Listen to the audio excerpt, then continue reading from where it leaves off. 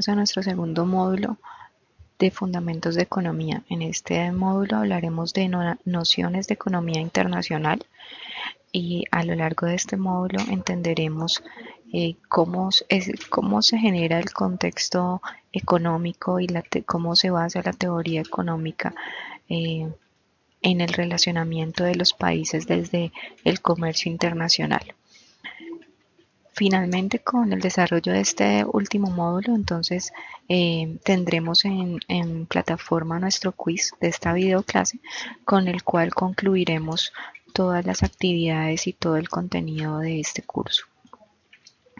Para hablar entonces de economía internacional, es importante conocer el contexto teórico que fundamenta la teoría de comercio internacional. Recordemos entonces que las primeras sociedades se fundamentaron en el concepto de autoconsumo, que es lo que se conoce como con el concepto de autarquía, ¿sí? O como el propio el autoabastecimiento de las sociedades, en las cuales dentro de una misma sociedad se proveían todos los bienes asociados a la satisfacción de las necesidades de una determinada comunidad o sociedad.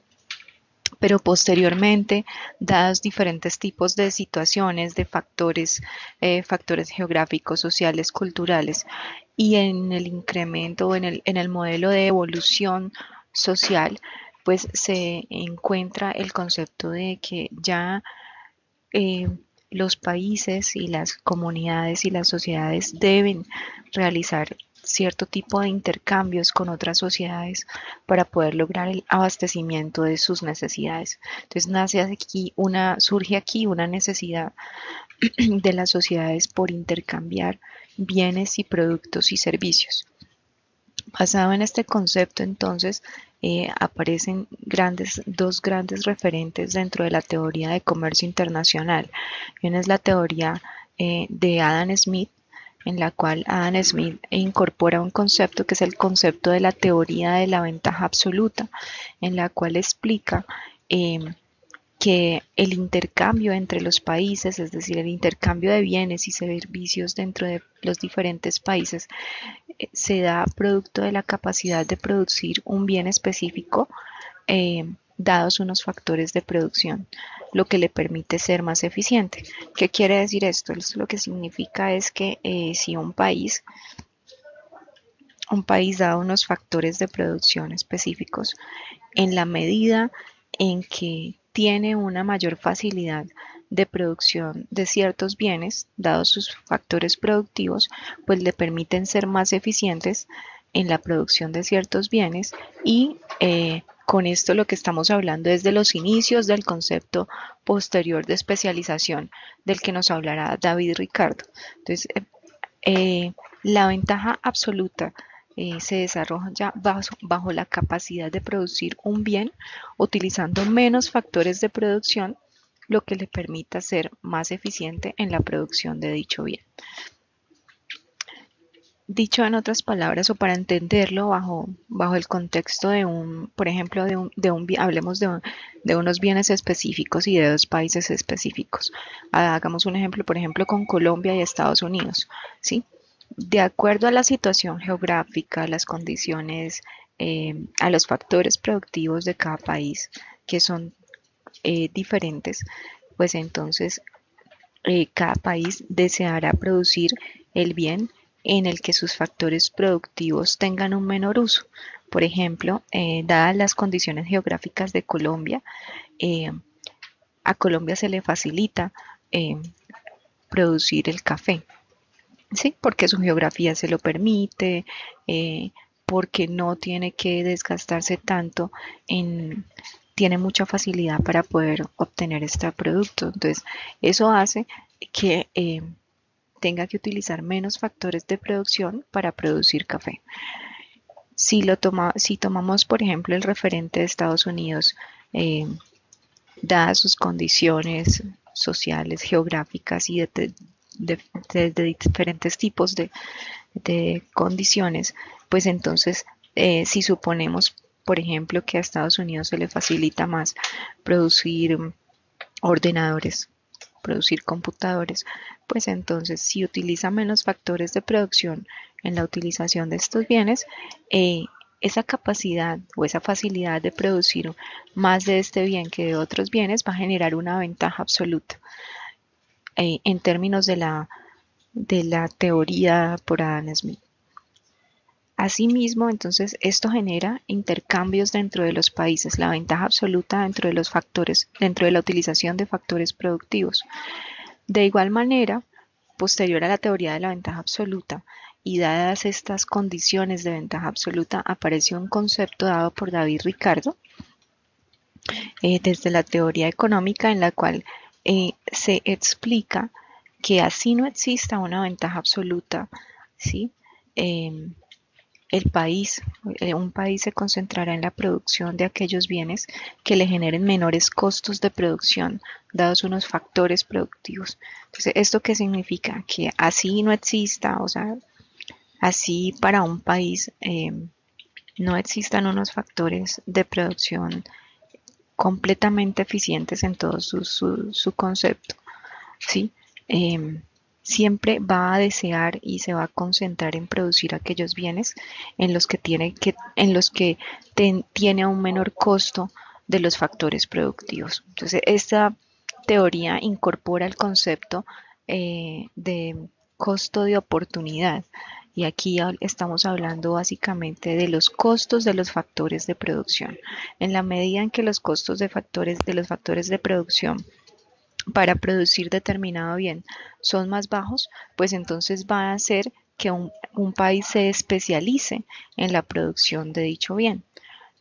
Para entenderlo un poco mejor, si volvemos al ejemplo que hablábamos de la producción en Colombia de café y de Estados Unidos en computadores o en ordenadores, entonces podríamos decir que en términos de la ventaja absoluta, si los costos de producir café en Colombia son más bajos, entonces eso va a generar un coste de oportunidad versus el producir ordenadores. Hagamos un ejemplo gráfico para que lo entendamos un poco mejor. Entonces vamos a ir acá y vamos a poner en nuestra pizarra la producción de dos bienes en dos países. Supongamos en Colombia. Supongamos que en Colombia la producción de una bolsa de café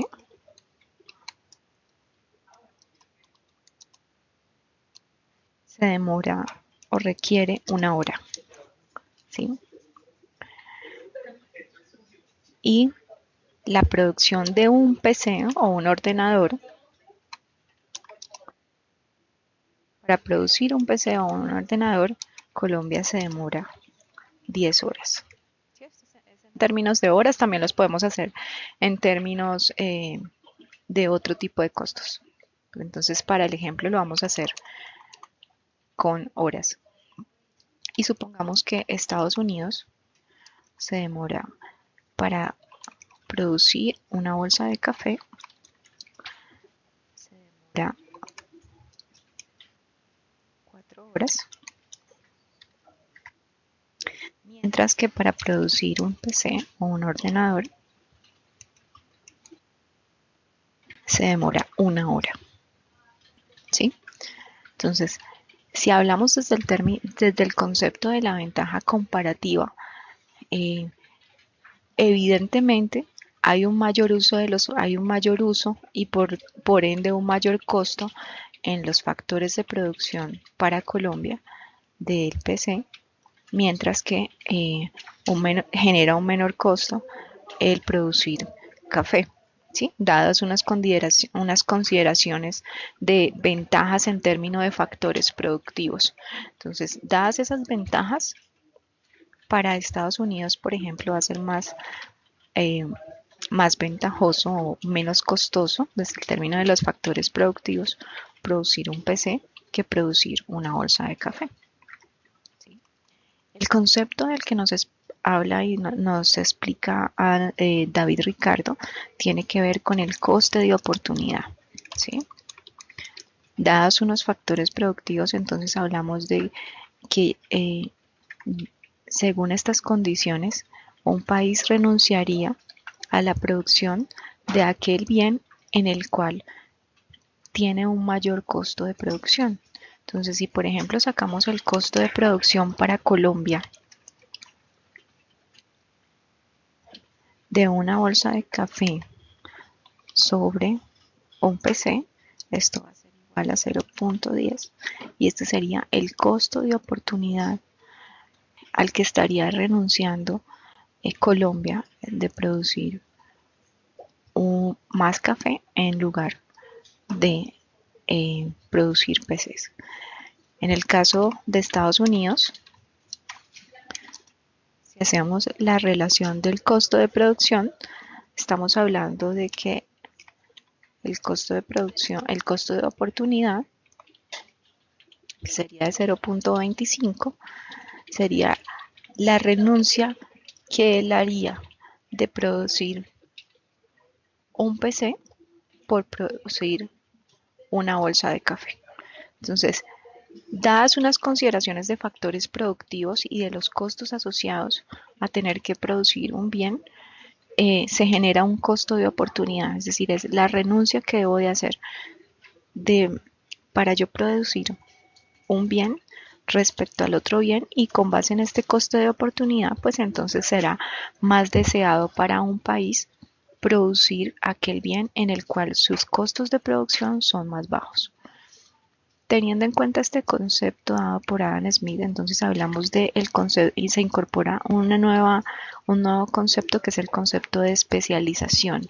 Los países, según la teoría de la ventaja comparativa, se especializarán en la producción de aquellos bienes de menor costo en sus factores productivos y desearán exportar dichos bienes e importar aquellos bienes los cuales le generan un mayor, eh, digámoslo, un mayor desgaste o mayor costo en sus factores productivos. Entonces, dadas estas condiciones, por ejemplo, para el ejemplo que estamos dando, aquí diríamos que Colombia desearía, bajo la teoría comparativa, dedicarse a la producción de café y Estados Unidos dedicarse a la producción de ordenadores.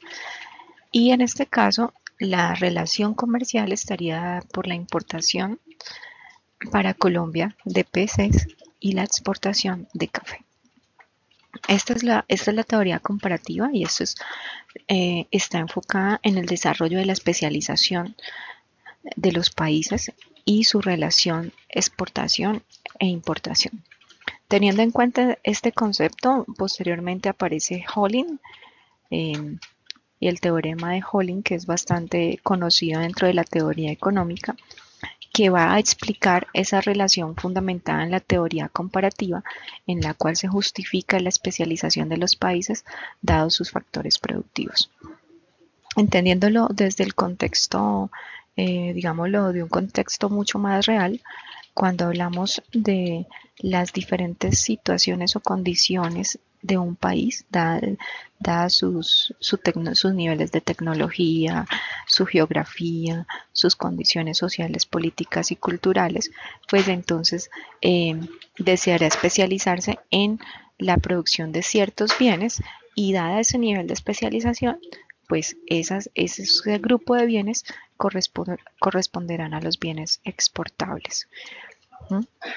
Entonces, estos dos conceptos son los conceptos básicos en los cuales se fundamenta el comercio entre países y las relaciones comerciales de exportación y de importación.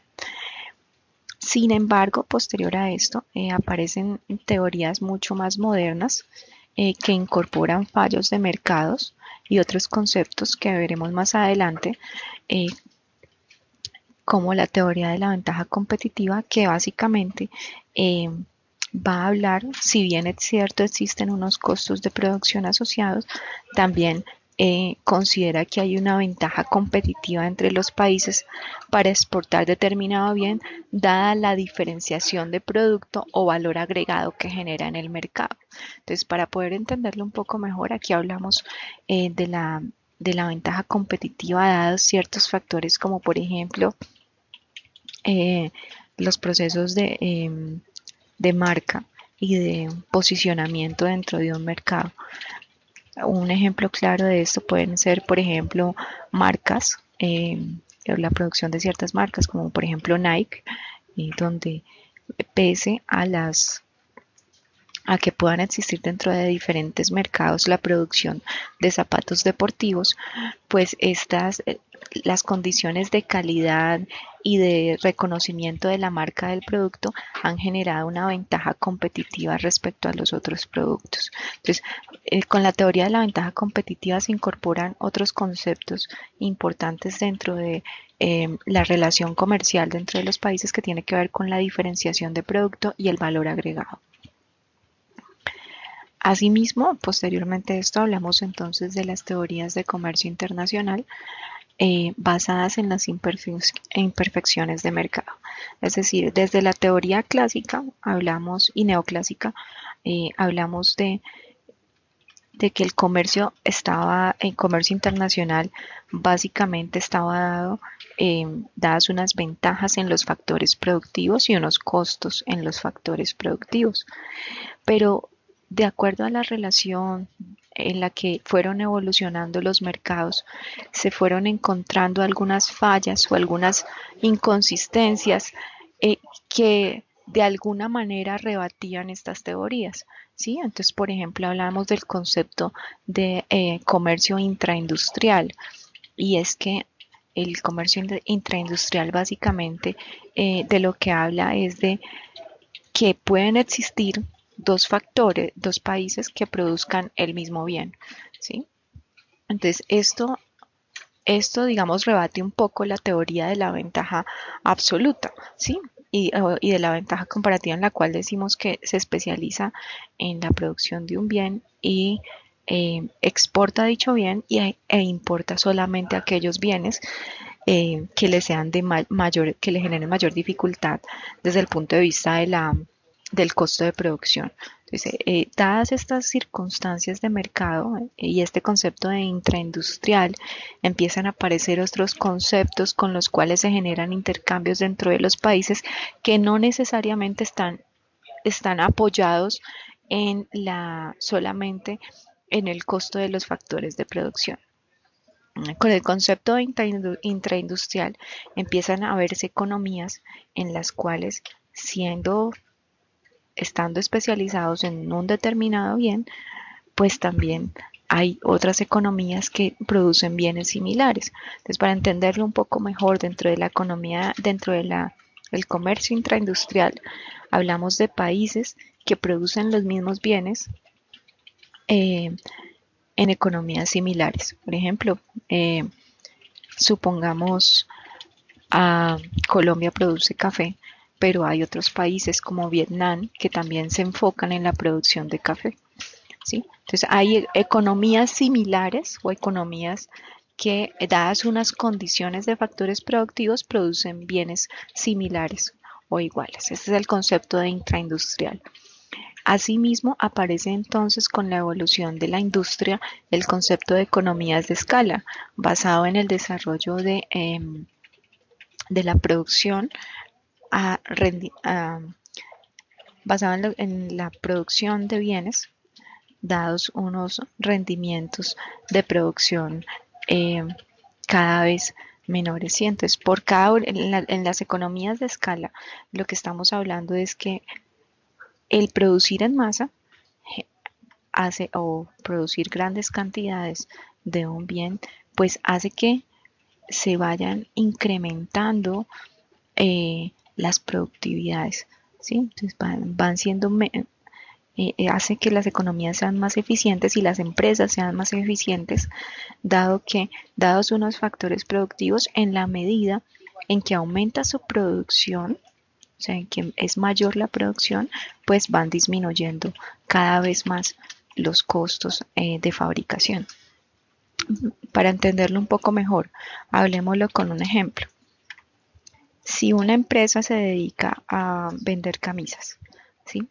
Si producir 10 camisas le representa un costo de producción de 500 pesos, Y si produciendo 40 camisas, incrementando la producción en 30 unidades adicionales, sus costos disminuyen de 500 a 200, pues entonces estamos adoptando un concepto de economías de escala. A mayores niveles de producción, menores costos de fabricación y de producción.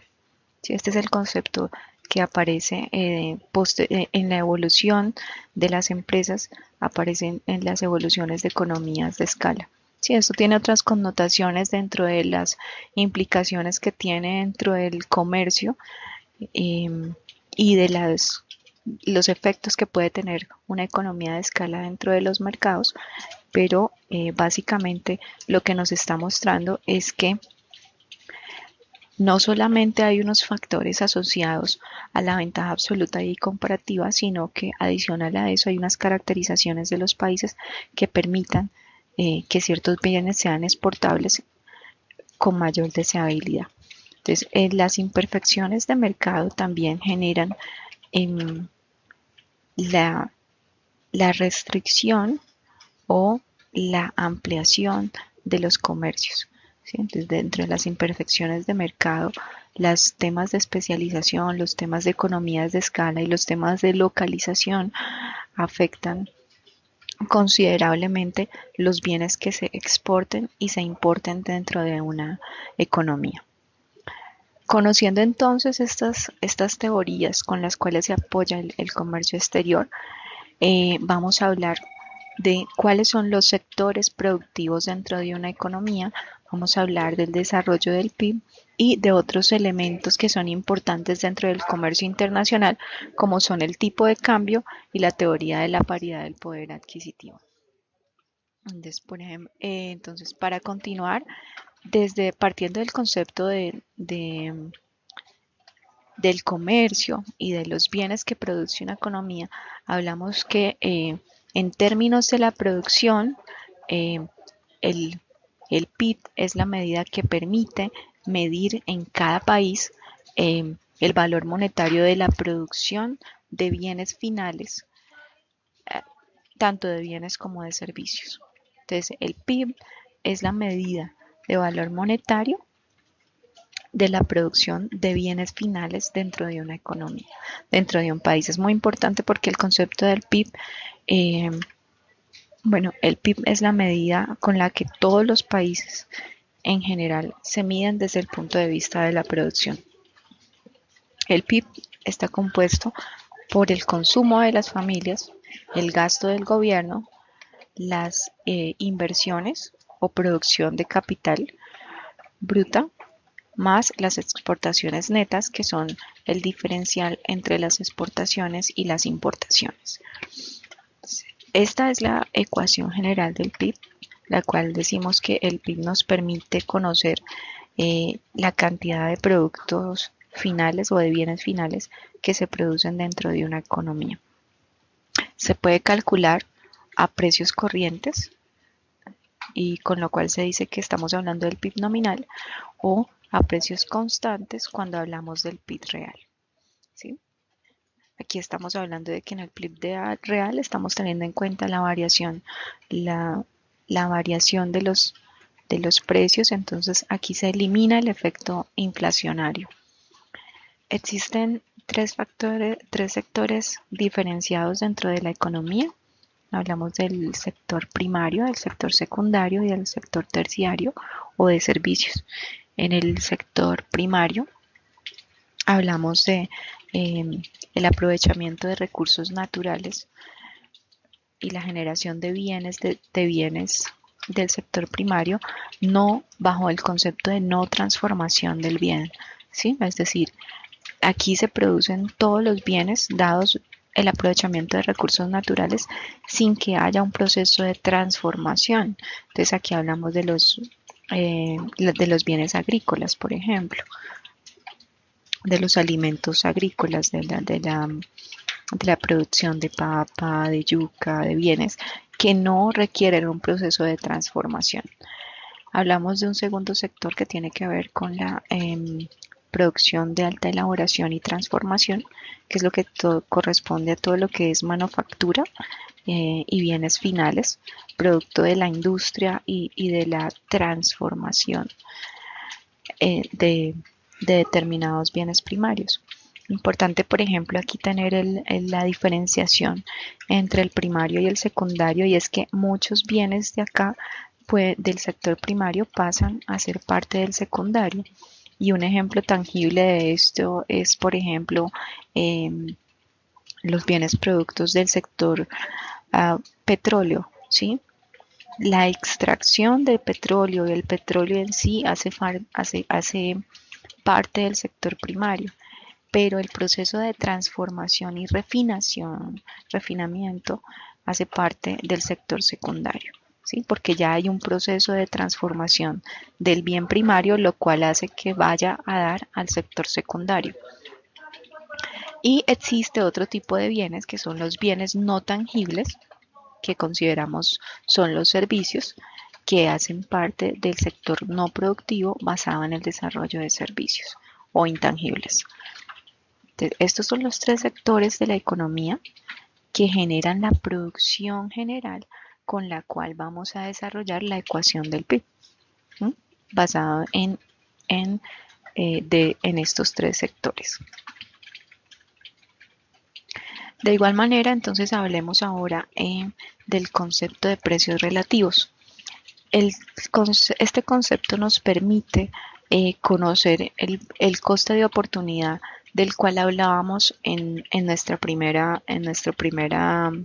slide, que hablábamos del coste de oportunidad de diferentes bienes, ¿sí? En el tema de especialización. Entonces, hablamos de una estructura de precios la cual nos permite evaluar el coste de oportunidad o la renuncia de producir ciertos bienes dentro de una economía. Existen precios absolutos y precios relativos.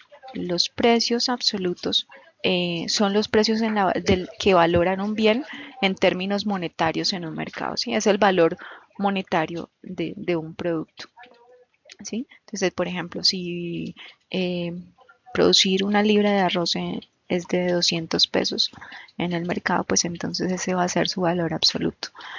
Los precios relativos están dados en función del coste de oportunidad que representan y reflejan la comparación entre un bien y otro bien, entre el precio de un bien respecto de otro bien.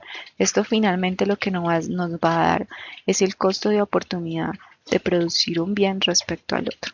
Entonces, cuando hablamos de precios relativos, para hacerlo desde un ejemplo gráfico, si tenemos el valor de un bien, en este caso hablamos de que el valor del pan es de 200 pesos, mientras que el valor de producir un huevo es de 50, entonces haciendo la relación de precios relativos, la ecuación de precios relativos, llegamos a un valor de 4.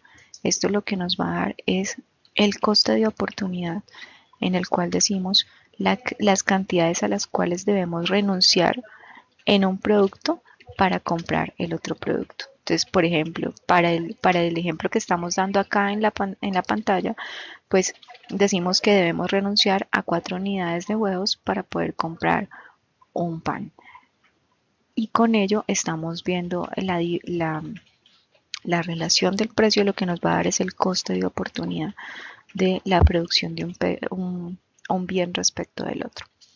Entonces, teniendo en cuenta los precios relativos, nos permite conocer un poco más el concepto de la estructura de precios desde el punto de vista de la comercialización en un mercado, ¿sí?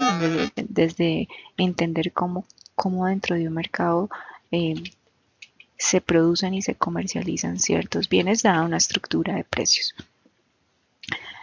Con base en lo anterior, hablamos de que los precios, para enlazarlo con el tema del comercio internacional, pues nos permiten incorporar un nuevo concepto que es los tipos de cambio, ¿sí? El tipo de cambio básicamente lo que me permite medir es la cantidad de unidades monetarias locales o de una moneda local o nacional que se requieren para obtener una unidad monetaria extranjera. Entonces, por ejemplo, para hacerlo gráfico desde el concepto o desde aplicado a Colombia, ¿sí? Entonces, el tipo de cambio dólar-peso, ¿sí? Es la relación entre cuántos pesos tengo que dar para poder obtener un dólar, ¿sí? Lo mismo podría ser la relación precio eh, o la relación de peso-euro, en la cual les decimos la cantidad de pesos que tengo que dar para que me den un euro. Entonces, ese concepto de la relación entre unidades monetarias de un país frente a otro es lo que denominamos el tipo de cambio. Mm. Hablemoslo con ejemplos claros. Por ejemplo, en Colombia, las monedas con las que más se transan en el comercio internacional son el dólar y el euro. Después del peso, estas son las monedas con las que básicamente se comercian desde el punto de vista del comercio internacional, ¿no? En Colombia. Entonces, partiendo de este concepto, decimos que entre los tipos de cambio se pueden estructurar desde el punto de vista de tipos de cambio fijo o tipos de cambio flexible. ¿Sí? Los tipos de cambio fijos eh, son los tipos de cambio que se fijan en una economía, dadas unas bandas y unos márgenes eh, en los cuales se debe mantener el tipo de cambio. ¿Sí? A eso nos referimos cuando tenemos un tipo de cambio fijo. Mientras que en el tipo de cambio flexible estamos hablando de unos tipos de cambio que pueden fluctuar dentro de una banda cambiaria o dada una oferta y una demanda de divisas, ¿sí? El tipo de cambio, por ejemplo, en Colombia, el tipo de cambio es un tipo de cambio flexible, ¿sí?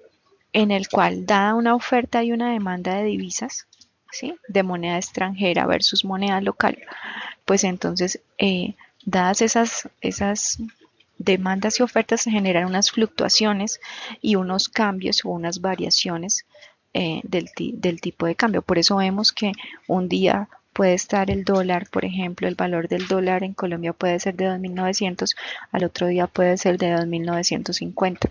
Dada la oferta y la demanda de la divisa, pues entonces esa fluctuación es la que va a fijar el tipo de cambio dentro del mercado. Por eso se habla del tipo de cambio flexible. Existen otros países en donde hay un, un valor fijo del tipo de cambio, en la cual hablamos de tipo de cambio fijo, y en la cual no hay como tal, es decir, hay un control sobre la oferta y la demanda de la divisa.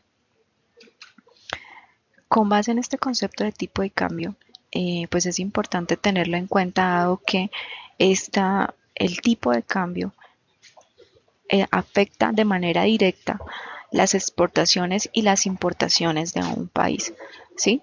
En la medida en que el tipo de cambio eh, aumente o disminuya dentro de un país, pues esto va a afectar las exportaciones o el nivel de importaciones. Entendiéndolo un poco mejor desde un concepto gráfico. Supongamos Colombia, su moneda es el peso colombiano, y las monedas en las que regularmente negocia sus exportaciones y sus importaciones es el dólar o el euro. Entonces, si suponiendo que Colombia exporta café, ¿sí? En dólares y el precio al que recibe sus exportaciones, el pago de sus exportaciones es el dólar, ¿sí? En la medida en que el tipo de cambio es más alto, es decir, en la medida en que tengo que pagar, en la medida en que el dólar, el valor del dólar aumenta respecto al peso, pues implica que por cada eh,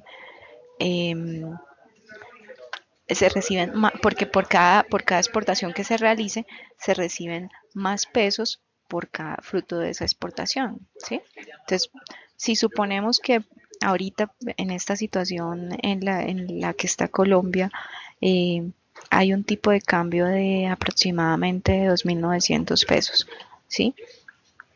Por cada dólar yo tengo que dar 2.900 pesos. ¿sí? Como yo recibo, es como un exportador recibe el valor de su exportación se paga en dólares, pues entonces el hecho de que el dólar esté más caro significa que a él le van a dar más pesos por esa exportación. Lo contrario sucede con el importador. En la medida en que tiene que el dólar está más caro, por decirlo de alguna manera, pues implica que tiene que pagar más pesos por su importación, ¿sí? Entonces, si el tipo de cambio juega un valor determinante dentro de las importaciones y de las exportaciones y afecta un concepto que es el concepto de balanza comercial, que es la diferenciación entre las importaciones y las exportaciones. Entonces, teniendo en cuenta este concepto, hablamos de la teoría de paridad de poder adquisitivo. La teoría de paridad de poder adquisitivo parte del tipo de cambio y se enfoca en estudiar la diferencia de los precios de una moneda referente a la otra. Dentro de la teoría de la paridad de poder adquisitivo hablamos de tres enfoques.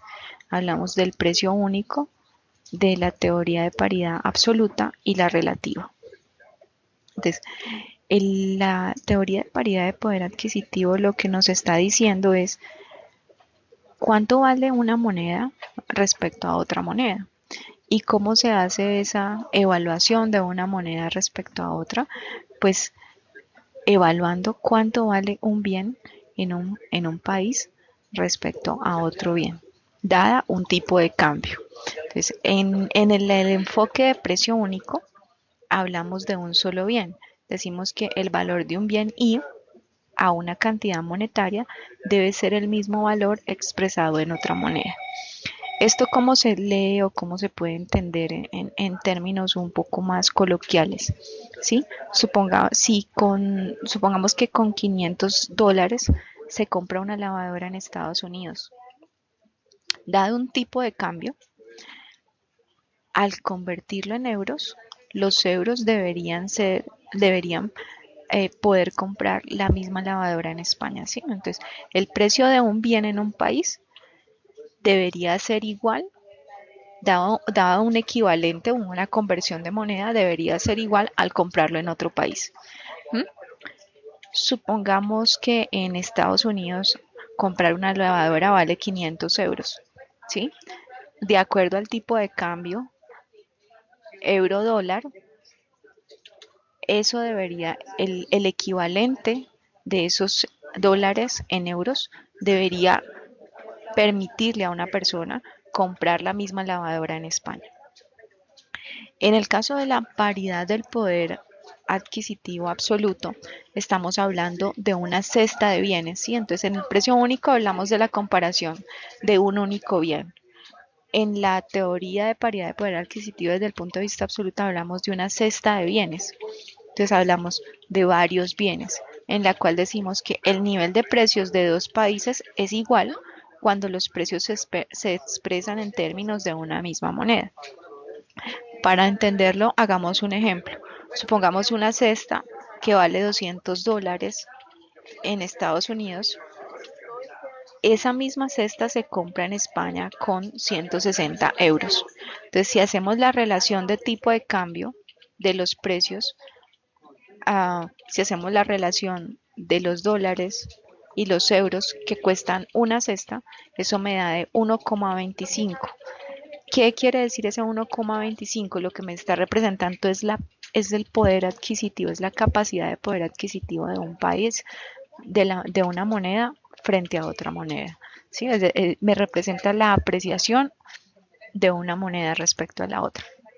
En este caso, estamos diciendo que se necesitan más dólares para comprar una cesta de bienes respecto a una cesta de bienes en Europa. Es decir, la teoría de paridad de poder adquisitivo se cumple, o sea, solo si es igual si esta relación es igual a 1. Cuando esto es igual a 1 significa que es indiferente para el consumidor comprar en una moneda o en otra, en un país o en otro. ¿Sí? La cesta le va a representar el mismo valor, independientemente de la moneda que se esté transando. ¿Sí? Va a ser indiferente como tal para el consumidor. Cuando se generan diferencias, que es lo común entre la paridad de poder adquisitivo de una moneda frente a la otra, pues es cuando aparecen el concepto de arbitraje, que es el concepto basado en el aprovechamiento de los agentes de mercado de ver una moneda con menor valor respecto a otra. Entonces, entendiéndolo en términos de mercado, si por decir algo en Colombia, eh, pues la moneda está depreciada respecto a otra moneda. Entonces, si por decir algo en Colombia eh, una camiseta es mucho más barata en términos de otra divisa, entonces la gente va a desear comprarla en Colombia y venderla en otro país a un mayor precio. Este es el concepto de arbitraje, ¿no? Del aprovechamiento del valor de una moneda respecto a la otra, en la cual el agente económico lo que hace es que aprovecha esa situación, compra en el país que está más barato y la vende en el otro país a un mayor precio. Y con eso se gana un diferencial. Sí, esto lo vemos regularmente en todos los mercados internacionales y bajo la teoría económica esto permite que el mercado se autorregule desde la oferta y la demanda de divisas. Entonces, entendiendo este concepto de poder adquisitivo nos permite conocer qué tanto vale una moneda respecto a otra moneda. Si volvemos al caso colombiano, para entenderlo un poco mejor respecto al dólar, para hacer un ejemplo, respecto al dólar, entonces actualmente el tipo de cambio en Colombia oscila entre 2.900 y 3.000 pesos, dólar peso. Entonces si decimos que yo para tener un dólar tengo que pagar 2.900 pesos, ante un aumento por decir, ante un aumento del tipo de cambio, entonces si ya, por ejemplo, no vale 2.900, sino que vale 3.000, entonces yo digo por cada dólar yo tengo que pagar 3.000 pesos, eso es lo que me está diciendo, es que mi moneda cada vez está teniendo un menor precio frente al dólar. ¿Qué va a generar eso? Que los consumidores, las personas que consumen en el extra, consumen bienes internacionales, entonces van a desear comprar bienes en Colombia y venderlos en el exterior a un mayor precio, ¿sí? Porque, por ejemplo, una persona que viva en Estados Unidos eh, tendrá que dar menos dólares para obtener ciertos bienes en Colombia, por lo cual va a generar un efecto dentro de la oferta y la demanda eh, de las divisas dentro de un mercado.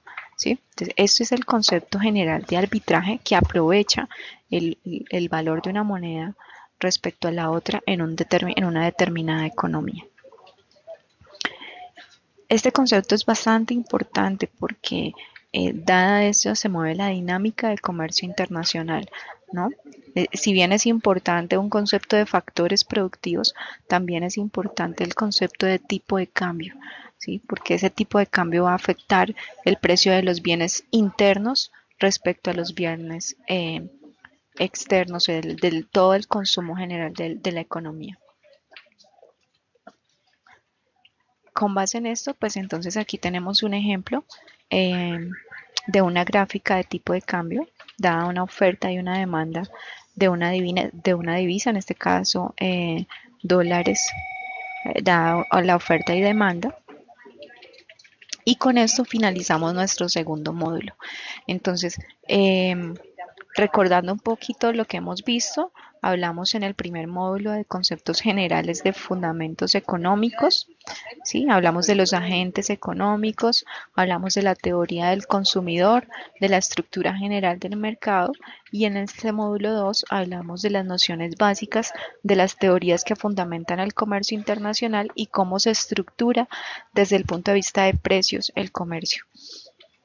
Con esto finalizamos entonces nuestro curso de Fundamentos de Economía. Posterior a esto encontrarán en mi plataforma el quiz respecto a esta clase y con esto damos por finalizado nuestro curso en general.